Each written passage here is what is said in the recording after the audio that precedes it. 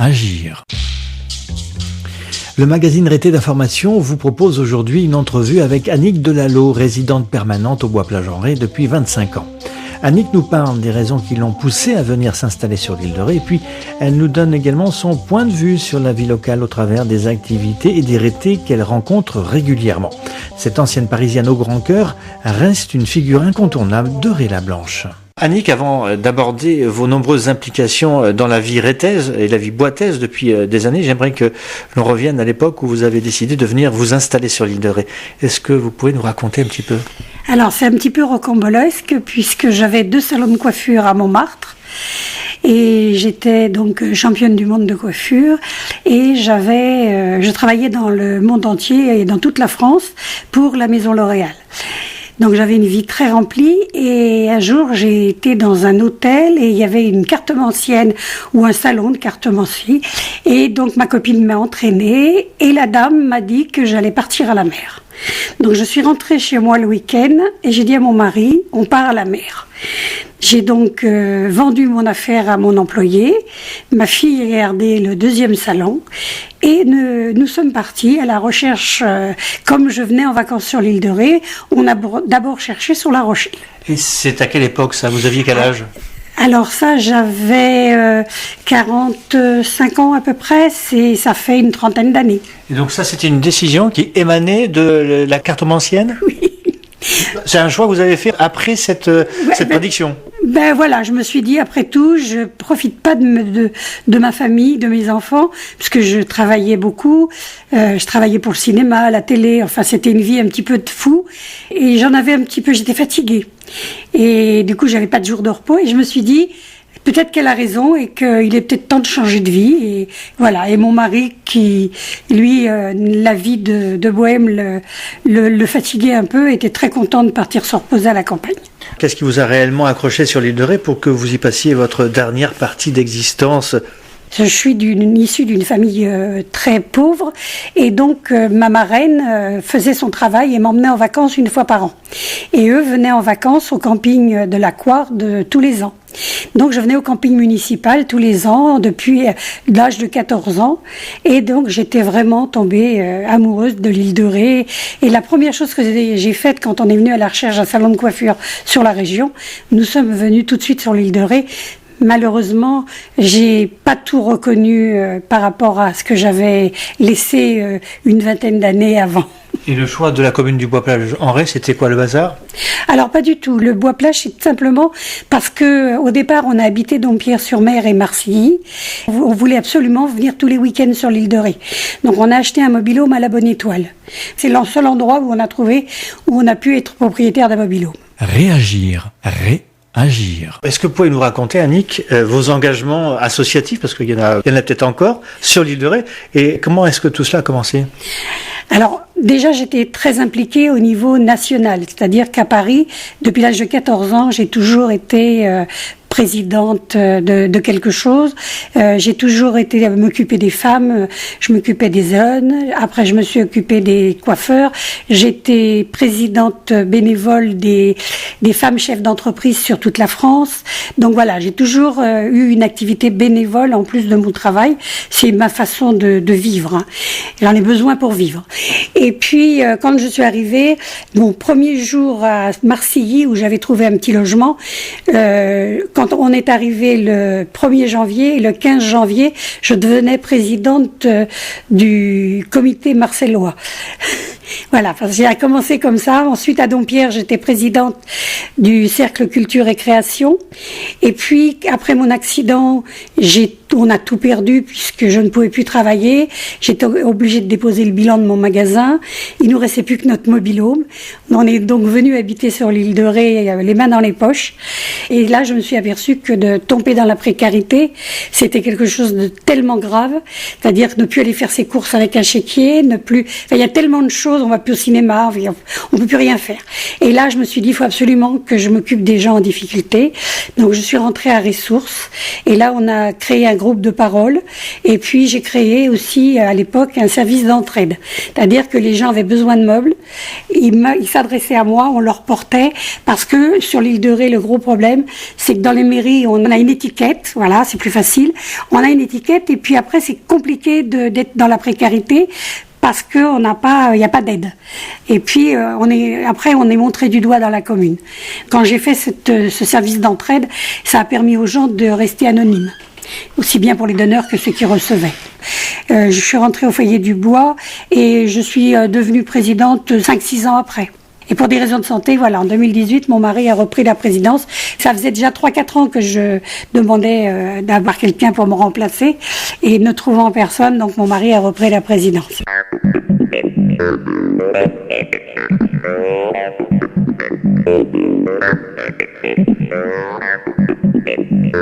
Entretien avec Annick Delalot, figure emblématique du Bois-Plagenré et retraitée toujours joyeuse. Alors on va parler maintenant d'autre chose, on va parler de l'image de l'île de Ré.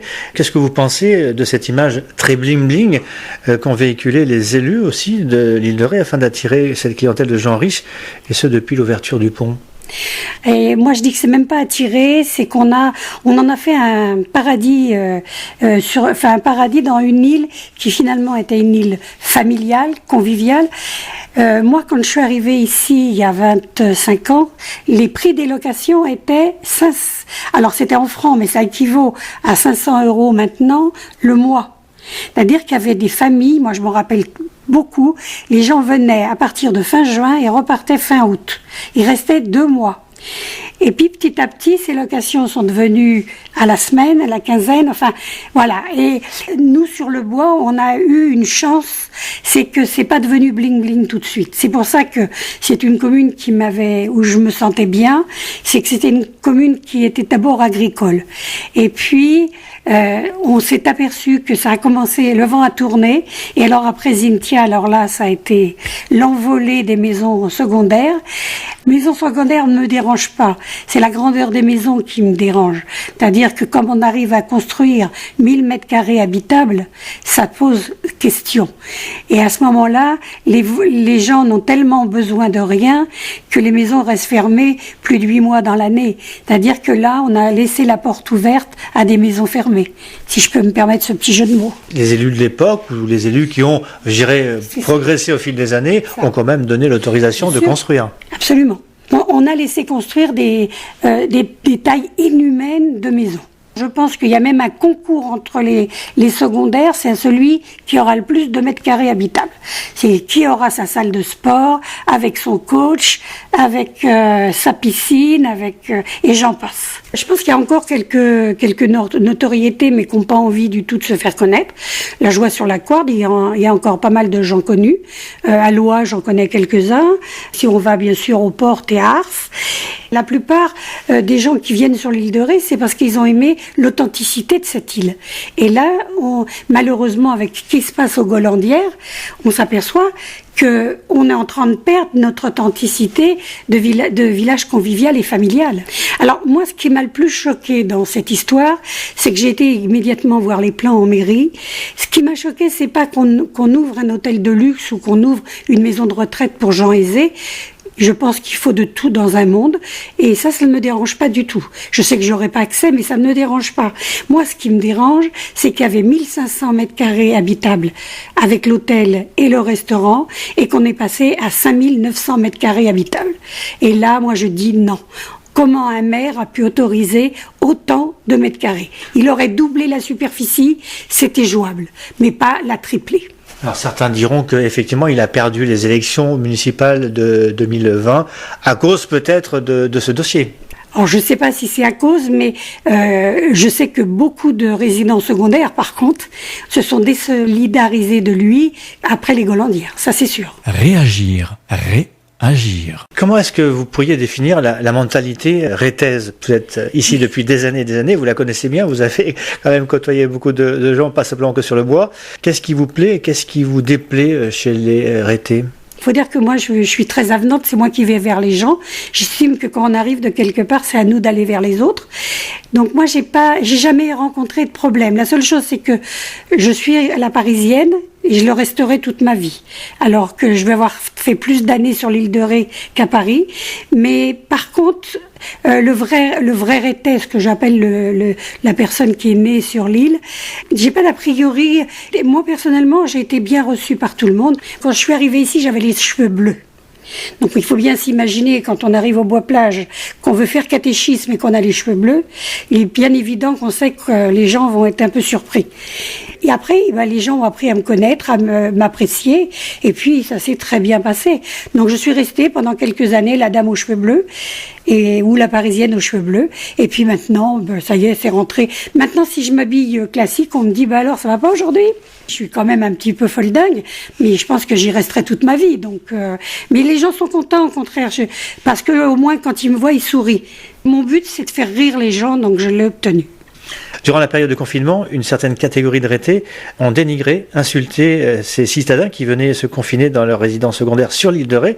Comment analysez-vous ce comportement et ces insultes ?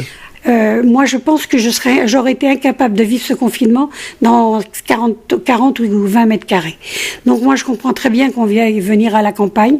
À la finale, on s'aperçoit que ça a été beaucoup de bruit pour pas grand-chose, puisque les Parisiens nous ont absolument pas amené le virus, puisque nous sommes restés largement verts dans toute la région. Ce qui est complètement idiot, c'est qu'on a quand même saccagé des voitures. Nous, on a un copain sur le Bois-Plage qui avait été acheter sa voiture à Paris 3 jours ou 4 jours avant le confinement. Donc, il est revenu pour voter et on lui a donc rayé et crevé ses pneus alors qu'il avait malheureusement, avec le confinement, pas pu changer sa carte grise. Et c'était resté de souche. J'ai une amie, c'est pareil, elle n'a pas les moyens, elle a 2 enfants à l'école. C'est son papa qui prête la voiture, qui est du 93.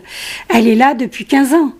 Et je dois dire que, franchement, on les a pas beaucoup vus dans la rue. Réagir.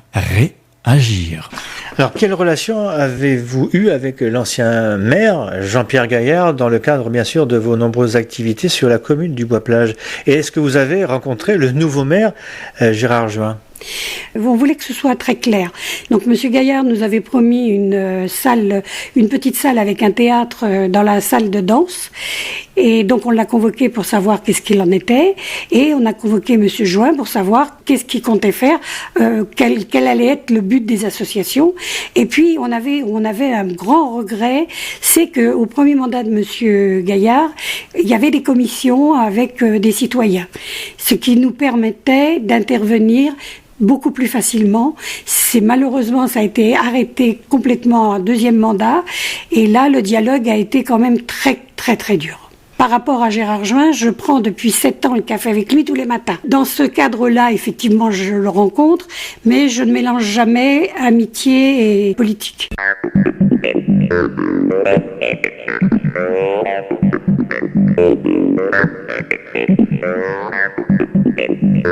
Entretien avec Annick Delalot, figure emblématique du Bois-Plage-en-Ré et retraitée toujours joyeuse. Justement, on va parler politique. J'ai une question là-dessus. Depuis le temps que vous êtes sur l'île de Ré, la politique locale que vous connaissez ne vous a jamais attiré ? Un poste, par exemple, de maire ? Personnellement, j'aime bien avoir les mains libres. Je suis quand même une 68 ans, donc j'aime bien être libre de mes pensées. Par contre, effectivement, au dernier mandat, je m'étais présentée avec l'équipe de Gérard Mariot parce que justement, les commissions avaient été supprimées et moi, je trouvais dommage qu'il n'y ait plus de dialogue avec la population. Ce qui nous avait valu d'ailleurs l'écroulement de l'ancienne école. Et donc, on était tous un petit peu en colère des prises de position un peu autoritaires. Moi, j'ai fait Marcilly, j'ai fait Dompierre. On était beaucoup plus à l'écoute du citoyen. Sur l'île de Ré, on a quand même l'impression d'une omerta où le maire décide. On fait des réunions publiques, mais finalement, à la finale, rien n'a été retenu. Là, je vois pour l'école, par exemple, il y avait un monsieur qui était architecte et qui avait trouvé que le bâtiment, c'était vraiment, ça correspondait pas derrière l'église, c'était pas joli. Et on lui avait dit, ah oui, on va tenir compte de ce que vous avez dit. Et à la finale, rien n'a été touché sur le plan. Je trouve que c'est dommage. Alors là, j'espère que Gérard Juin tiendra ses promesses. Parce que lui, par contre, a promis pendant toute sa campagne de dialoguer, de tenir compte des habitants. Et d'ouvrir certaines commissions. C'est ça.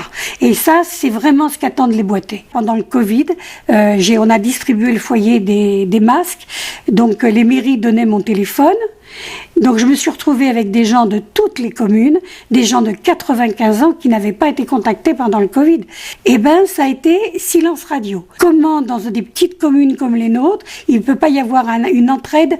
Là, je comprends pas. Donc vous dites que dans certaines communes de l'île de Ré, les maires n'ont pas vraiment fait leur travail. Je dois dire que Rivedoux, il a été très réactif quand même, hein, par rapport aux commerçants, par rapport à plein de choses. Alors bon, c'est vrai qu'il y avait des maires qui venaient d'être battus, comme le Bois, la Flotte.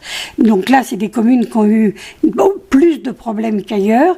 Vous êtes de ceux qui pensaient qu'on aurait dû annuler les élections municipales dans ce genre de situation extrême qu'est le coronavirus? Ah bah oui, là je pense que là c'était la plus grosse erreur qu'on ait pu commettre, puisque là on était dans le pic. D'ailleurs nous on l'a vu sur La Rochelle, puisque ça a été le pic le plus fort après les élections sur le Covid. Donc là c'était complètement aberrant d'avoir maintenu ces élections. On a fait fermer les cafés du jour au lendemain. Pourquoi on n'a pas fait arrêter les élections du jour au lendemain? Je ne comprends pas. Alors le pont de l'île de Ré, ouvert en 1988, reste toujours payant. Pourtant, celui-ci a été largement amorti. L'écotaxe s'est alors imposée pour venir sur l'île de Ré. L'été, les touristes doivent payer 16 € pour franchir ce pont, ainsi que les enfants des familles de résidents permanents. Quel regard portez-vous sur une éventuelle gratuité du pont? Alors je ne dis pas forcément pour tout le monde, mais en tous les cas pour les enfants des familles de résidents permanents. Il y avait une demande qui avait été faite de Répéréthèse et que je trouvais qui était très judicieuse et qui n'était pas exagérée. On demandait 10 passages pour les enfants de Réthé. Là, je trouve que quand même, on aurait dû avoir gain de cause. Pourquoi avoir laissé ce pont gratuit et pas donner 10 places par an pour les familles? Ça, je voudrais bien qu'on m'explique. Depuis plus de 50 ans, Annick Delalot est impliquée dans la vie associative au service de l'autre, ce qui en fait un pivot constant de la solidarité sur l'île de Ré. Il était donc normal qu'on lui donnât la parole. Ce reportage a été réalisé par Stéphane Nadouce pour Radio Île de Ré. Réagir, réagir.